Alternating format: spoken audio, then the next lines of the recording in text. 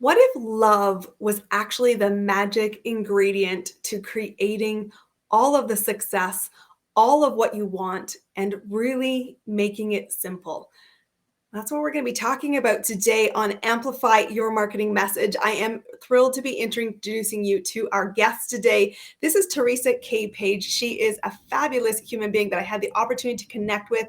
And when I first connected with her, not only did I feel her heart and her soul, but she really came with a strong opinion about leadership and women in business. So, Teresa, welcome to our show. I'm thrilled to have you as our guest today. Absolutely. Thank you for having me, Christine. It's such an honor to be with you. All right, sweetheart. So I want to know, first off, why do you think so strongly that love is the magic ingredient that we need as women to make big impact? Absolutely. Well, just a short story.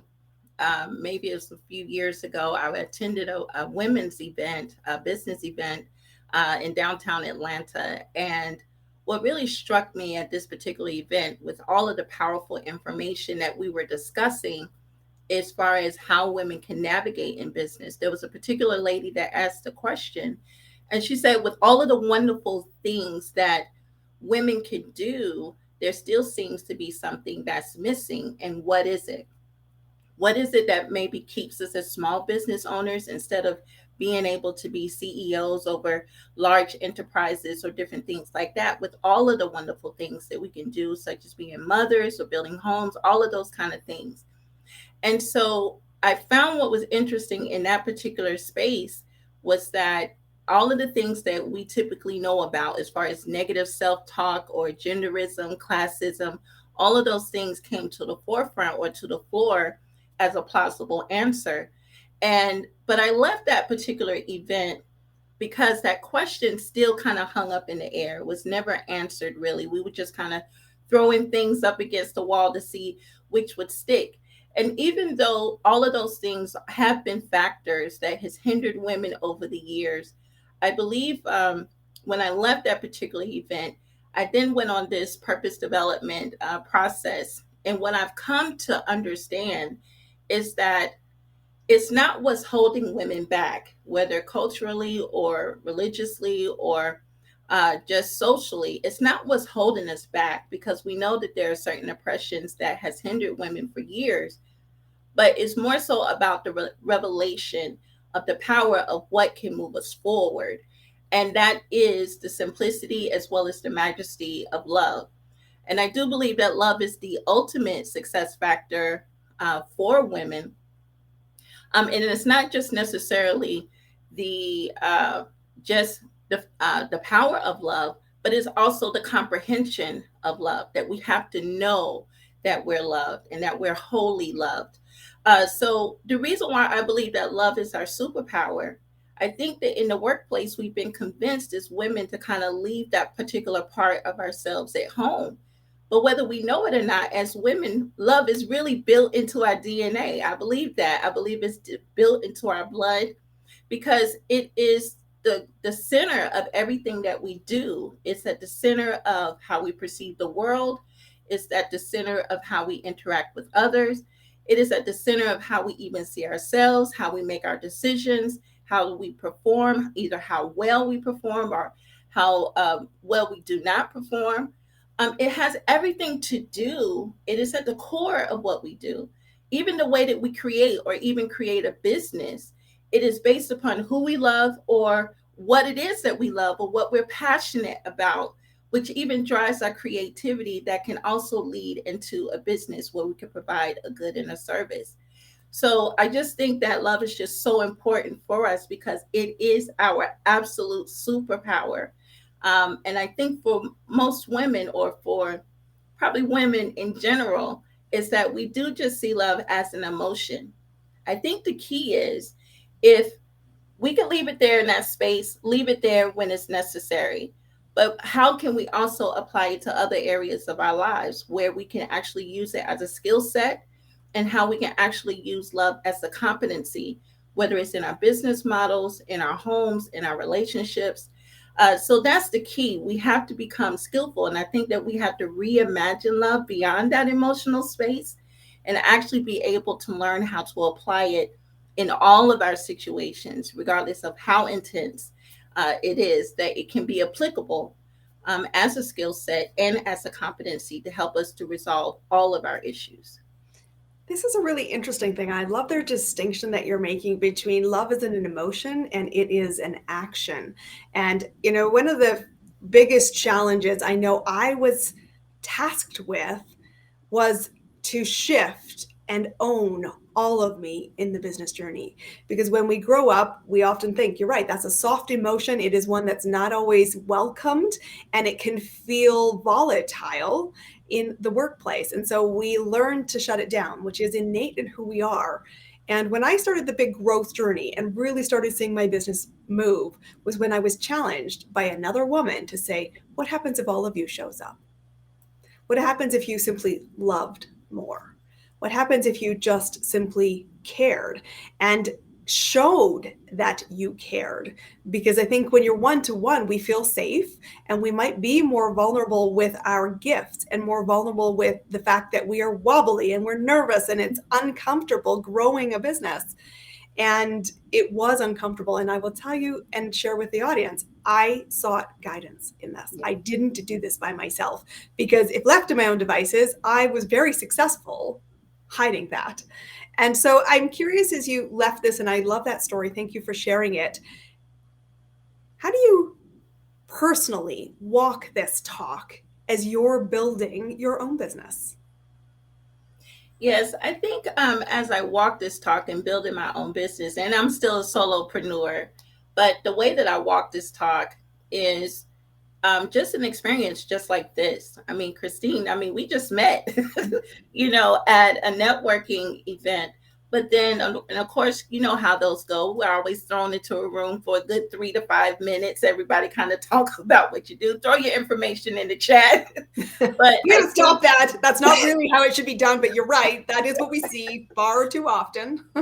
absolutely. But I think where love comes in is when again, if you could take it out of that emotional space and actually use it as a function, it then allows you to come a little closer to people that you don't know, that's outside of your comfort zone. And it allows you to establish that one-on-one, not to sell, not to get over on someone else, but to genuinely learn about who they are and how they serve the world particularly.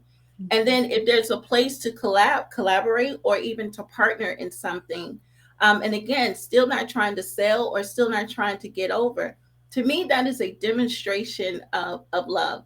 And actually putting me on a stranger virtually, we're strangers, other than the full few minutes that we have spent together, but to put me on your platform to introduce me to your audience, it creates a place of trust that you're having to trust me enough that I'm going to come on your space and not embarrass the heck out of you.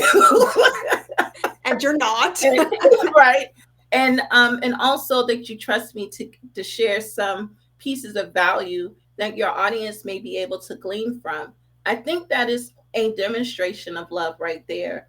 And I also say that just vice versa, when we had a conversation on yesterday, still again virtual strangers, but I have a genuine need to be able to spotlight other business leaders because, as you said, we cannot do this thing alone.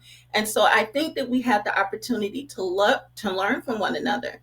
Of course, business is all about profit, and we've created such a competition environment when it comes to business. So we're supposed to be competitors. But where love shows up is when we figure out how we can be collaborators, how we could be partners, how we could be great referral partners, and being able to say, you know what, I don't offer this service, but my friend Christine, she does, and be willing to make that warm connection to create another opportunity or to create another open door. So for me, those are demonstrations, just small demonstrations on how to implement love in my business. And also just being one of the key words that I hear you say so much, that I've heard you say, is being authentic. And I would say, as for me, coming to the market, while it's not a novel idea, but coming to the market with the idea that love is our superpower and that love should be the helm of our organizations, regardless of what our business is, that's a different story because nobody really wants to hear it. Like, I what do you like, mean love? Ew, yeah, let's leave that out and in that the is why, that is exactly why I wanted you on the platform, because I do, lobby. it is actually in smaller places, and I want to amplify it. And that's what this program is all about. It is about amplifying the message, which is unique to ourselves. And I know when you and I had first met, I said, this is a trailblazer, which I always love to be surrounded by. But the thing that really is important about love and all of its angles is it is a universal thing. And I think right now, especially in the world and the economy and the conflicts that are surrounding and bombarding us from a media perspective, is the choice of how can we find ways that we are connected. And love is the ultimate connector. And when you show up with a generosity of heart, which is love is infinite, love is never ending. And the more you give, the more it is reciprocated. And that in itself is a fuel source. Growing a business becomes a lot more fun. And one of the biggest compliments I think people can say is, I appreciate how you made me feel.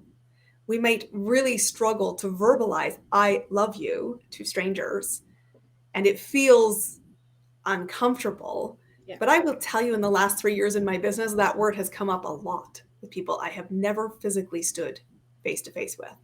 But I said, we are heart to heart, eyeball to eyeball, intellect to intellect. And I'm passionate about how do I open a door for you?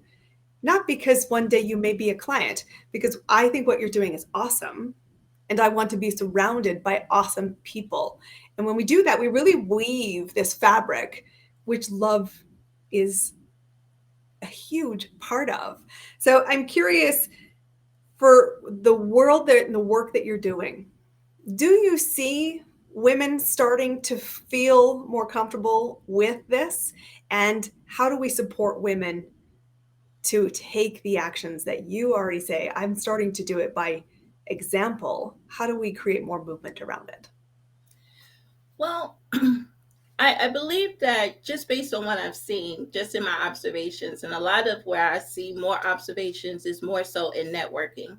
So that's a huge part of what I'm doing as a new business, building, building community, aggressively networking. And so that's where I get a chance to come into a room with a lot of women. And again, it might be that 3 to 5 minutes that you might be in a room, but I'm really surprised by what I hear women say who are entrepreneurs and who are doing the thing. Whatever it is that they do, they are doing it and they're showing up. But the surprising conversations that I hear, or just a little comments about, well, it's easy for me to show other people's value, but I'm still uncomfortable about demonstrating my own, or I'm still uncomfortable about sharing my own, or I can't really be the cheerleader or to give myself the props that I need to. And so it's still a very real conversation I think it's still a real thing for women, as far as this love thing. I think that it's easy for us to embrace it when it comes to our relationships with our families, or either our significant others, or the people within our networks or in our circles, our friend circles. But we still have a challenge with loving us. And I think that's where it really starts, is with us. And I think that's really the foundation of my business, because even though I talk about love and how it can work in the workplace, it's still, my conference is still about coming home to us, because as women, I don't think that we still don't get how amazing we are. And I really Amen to know, that. yes, we still don't get it. And society is not going to do it for us. Sad to say, our families may not be able to do it for us. Mhm. If you're a person of faith, I don't mean any disrespect, but our religions are not going to do it for us. And even with all of the trouble that's swirling around women and women's equality, our governments are not going to be able to do it for us. I think it's time for women to take a moment and be able to sit still and visit with themselves. We've always been taught on how to get along with others, but we're not necessarily taught how to sit with ourselves and Mm. actually be able to account for our own personal inventory. So A lot of us, we can't articulate what it is that we love. We can't really articulate what it is that we hate. We can't articulate what all of our capabilities are, what all of our giftings are, what all of our callings are. And I think it's time for us to come home to ourselves. And that sometimes I say, this is your homework. You need to start searching out your own gifts and be convinced of your own greatness. And I don't think that, and even though that we are good at loving because we're built like that, I don't think that we love with a completely open heart because we still don't know who we are. And Mhm. so we have to be able to take that time, regardless of what role we hold, what industry that we work in. We are going to have to go back, almost back to the basics, and to start visiting with ourselves to really understand and dig deep to know more about who Christine is, or so I can know more about who Teresa is. And Mhm. so there's a lot of practical things that we could do. It's not some third heaven experience. There could just be very simple things as far as either doing some type of assessments to know what your talent DNA is, what your leadership abilities are, or how do you make decisions, or how are you prone to make decisions, how do you get along with others. Or it could just be maybe just updating your resume so you can really see just how bad of a chick you really are. What skills have you just learned? What competencies have over the years? If we don't take time to update our resume, we can leave a lot of information about ourselves on the table. And so there's a lot of practical things that we can do to really be able to come back home to ourselves. And I think the more that we understand who we are, the more informed decisions, better decisions that we can make, and that could probably even reduce a lot of some of the heartaches that we have. So I just think as women, regardless of where we are, whether you're the homemaker or you're the business woman, you should moving and shaking. We are going to have to come back and revisit ourselves. And so that we can truly understand who we are, so that we can show up in the world as authentically as we possibly can. I think this is so beautiful. And boy, and ladies, did you hear that? You've got some homework to do. Got And I homework. think this is a really fascinating piece because I know in the world that I inhabit, sometimes the shocking thing to me is I have clients, both women and men, who come to me after and said, "You're the first person who believed in me. And I see myself more clearly." And I always say, very heartfelt, it's hard to see our own value. And that's exactly the point that you're making. It's hard to see our own value. It's on you to ask others to help be the reflection for you until you can step into it at a soul level, at a heart level. Because if you cannot see your own value, you cannot expect someone else to value you, and never let somebody else's inability to see your value cast shadow on your own ability to see it. Because when you say, "This is my purpose, this is what I'm going to shine the light on, this is the result I will stand for," the integrity, the light, the heart, and the compassion just says, "I trust myself." And I will say the most important business lesson I know is to have courage to bet on yourself. And it is because you show up with an open heart. You show up with compassion. And you are a beautiful gift. I'm so grateful we did cross paths in a random networking room because I am an advocate of what you stand for. I do want all of us to go and take that homework and say, how awesome am I? And then not go dot, dot, dot, but just stand in it and really amplify it. Because when you think about love as the heart, the first person you lead is you. The second person you lead is others. And if you want to be in service of others, please lead with your heart. That is my imploring ask of today. Teresa, I'd love for you to know, because I ask all of my guests this on the show, what's working for you? What's amplifying in your business right now to create impact, to create opportunity, and to open new doors for you personally?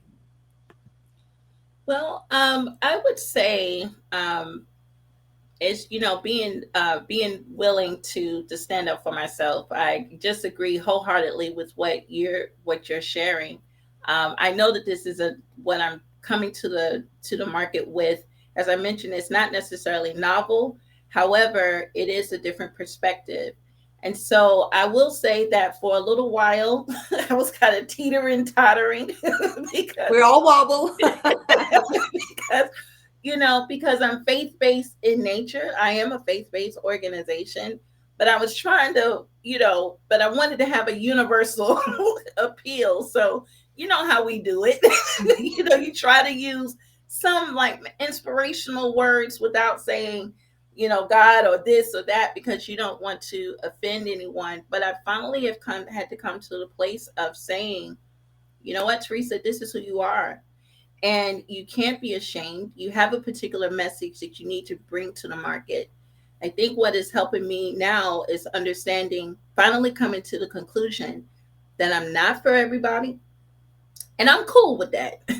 Then I'm not for everybody, but there is a people, there's a territory, and there's a region who is designed and their ears are set to hear the message that I have to give. I believe that, and I believe that for every business person that comes to the market, there is a set group of people that is there, that is prepared to receive and be a consumer of what it is that you have to offer.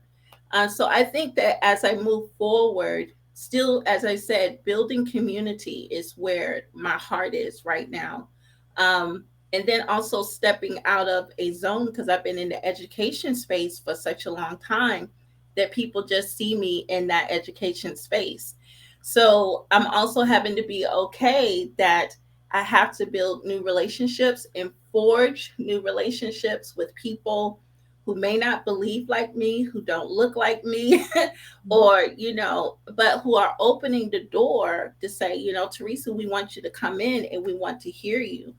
And so I think just taking chances, and being willing to just be authentic in the message, be willing to give the message as is without adjusting it, regardless of the audience, and just giving it as is, straight, straight, no chaser. Is that how you say it? I got to say, could you just repeat what you said? I'm going to say repeat it actually for you.